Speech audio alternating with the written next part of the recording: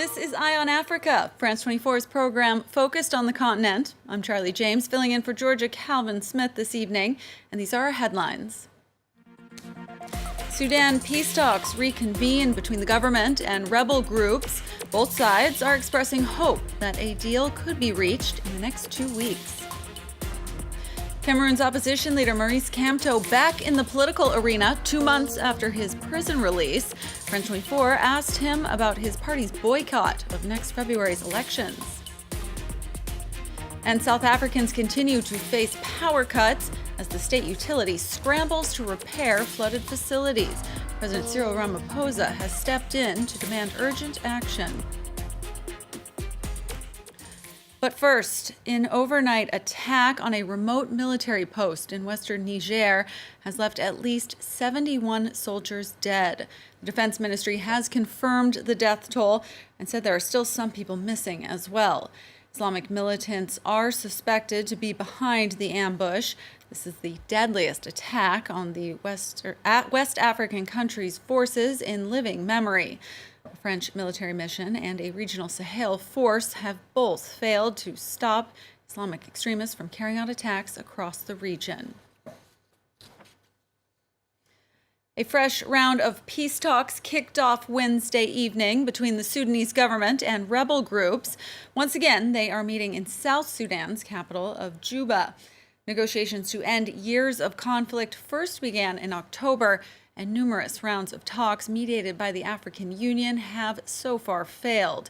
But this time, both sides are projecting optimism. Our regional correspondent, Julia Steers, tells us why. These talks in Juba are a continuation of talks that began in October. In August, the new transitional government was given 6 months to strike a deal with rebel leaders who have been fighting the central government in Khartoum for decades.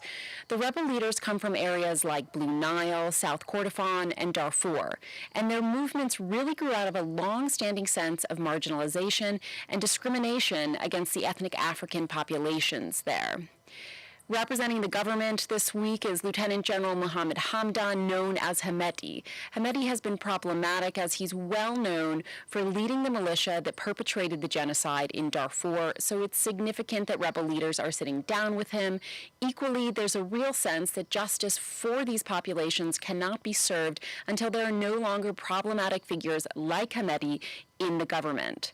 There's a real sense amongst civilians from these regions that they absolutely must be included in the change going on out of Khartoum and that they must be treated equally by the new regime.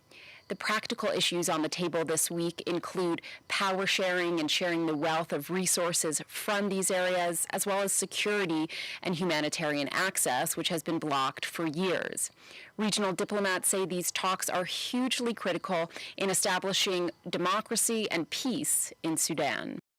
Next, an update on Tuesday's attack on a hotel in Somalia. We now know that 5 people, including 3 civilians, were killed when jihadist militants stormed Mogadishu's SYL hotel.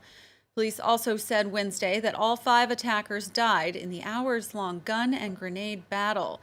Claimed by the Islamist group Al-Shabaab, the attack targeted a hotel popular with politicians, army officers, and diplomats. Witnesses say the assailants were dressed in police uniforms. Here's how one described the ordeal.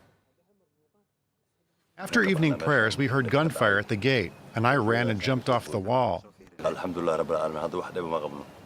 Some people were hurt and lying on the ground, while I safely jumped. And praise be to Allah. One day ahead of Algeria's presidential election, protesters marched in the streets of the capital, demanding it be called off. The protest movement regards the vote as a charade designed to keep the ruling elite in power. Jean-Emile Jamin brings us the details of the march and the violent police crackdown. Denouncing the election as a scam. Flooding the streets of Algiers on Wednesday, the eve of the vote, hundreds of protesters called out for a complete overhaul of the political system, decrying the upcoming polls as a charade and a regurgitation of an old regime. We want elections with our rules, not elections to recycle Bouteflika's regime, which has stolen the country and people's goods for 20 years. The election is shaping up to be a pivotal moment in a struggle lasting just under a year between the network of military security and political leaders and a leaderless street protest movement. Those maintaining power have cast the election as the only way to end the stalemate on the streets. The protesters, meanwhile, reject it as a sham designed to maintain the status quo. The 5 approved candidates all either supported the controversial and long-standing former President Bouteflika or participated in his government, including 2 as prime ministers. I won't vote because these elections themselves are a betrayal. Everyone who votes is committing a betrayal against our country. Because the summit of stupidity is to try the same experience with the same people and tools and expect a different result. Wednesday also marked the anniversary of the outbreak of major demonstrations against French colonial powers in Algeria in 1960, with calls online urging protesters to converge on the Algiers square in commemoration.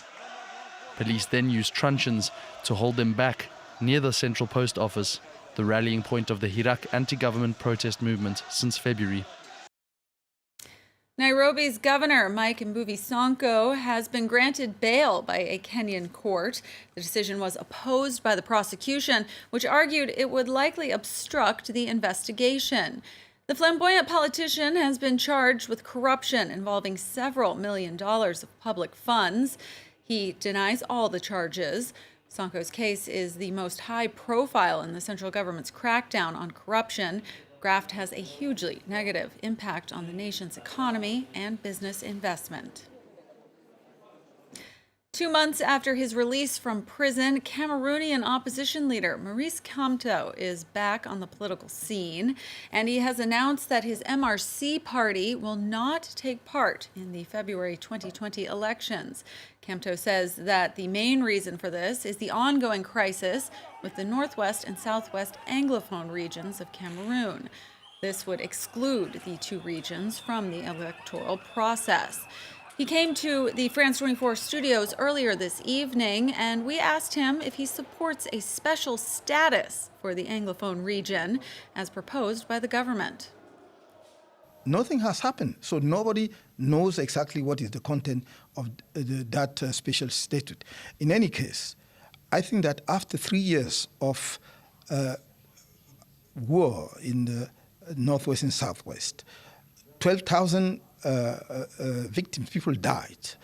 More than 500,000 people, which is displaced person in their own countries. 40,000 refugees in Nigeria. 3 years lost of education. I don't think we can bring back a solution that would have perhaps have some a chance in 3 years ago, but not now. That's why I'm clearly in favor of federalism, because this is what many people in Cameroon are asking for today, and not only Anglophone, but let us start with Anglophone because they were the first to ask for federalism. Let Cameroon give them federalism and see in the French-speaking part of the country if people are really have the desire to go to federalism as well, then let it be. I think, first of all, we should postpone the elections, the 9th of February 2020 elections. Let us take 6 more months or a year to make sure that we resolve properly the problems. First of all, the Anglophone crisis, and then the electoral code. And then after that, we can go to elections. I think that many Cameroonians are looking forward to seeing the government take such a decision. South Africa is suffering unprecedented power cuts this week. Heavy flooding has slashed thousands of megawatts off an already overstretched grid. Power generators are slowly coming back online, but the state utility says it will take at least until the end of March to completely stabilize the grid. Julianne with more. The streets of Pretoria. As well as pushing hundreds of people out of their homes, South Africa's floods have aggravated a long-running power problem. At least 1 coal mine and 3 power stations have flooded, resulting in unprecedented power cuts that are damaging the country's economy. In Johannesburg, many businesses were closed. Bakery owner Micah can't switch the lights on, let alone brew a coffee. Running big ovens, running fridges, freezers, machinery that, has to knead the dough, everything works on electricity. I mean, that's just a fact. So we cannot live without it, bottom line. Locally known as load shedding, electricity outages are nothing new in South Africa, where power plants have been poorly maintained and state-owned companies routinely mismanaged. This time, the cuts could lead to a recession. This load shedding will have a dampening effect. What is concerning, though, is the fact that this stage of load shedding was not anticipated at all. The president, Cyril Ramaphosa, met with the managers of the state-run provider Eskom on Wednesday. He promised to restore the stability of the network by March and blamed some of the shortages on acts of sabotage. Someone in the Eskom system disconnected one of the instruments that finally led to one of the boilers tripping and us losing as much as 2,000. Eskom says the cuts are likely to persist as they have neither the capacity to generate more power nor the funds to overhaul the broken-down coal units. And finally on the program, Rwanda is scrapping an 18% tax on sanitary pads. The controversial tax infuriated women around the globe, while feminist groups and NGOs fiercely lobbied the government to drop it. Girls in Rwanda are often forced to skip school during their periods because they can't afford tampons or pads in order to attend. The Ministry of Gender and Family Promotion announced pads have been added to the tax exemption list in order to make them more affordable.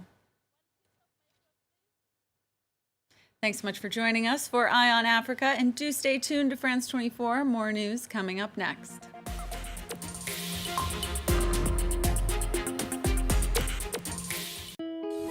Sur France 24, la nuit, on est très fiers d'accompagner les Amériques dans leurs soirées, de voir l'Asie se réveiller, et on est là jusqu'à ce que Paris s'éveille. France 24 es más que solo noticias. Es libertad, igualdad y actualidad. Nosotros damos un paso más allá, con información al momento para analizar, comprender, poner en perspectiva y debatir. In Live from Paris, our correspondents around the world keep you up to date. من الطبيعي أن يكون شعارها الحرية، وخاصة حرية التعبير في بلد حرية التعبير. Liberté, égalité, actualité.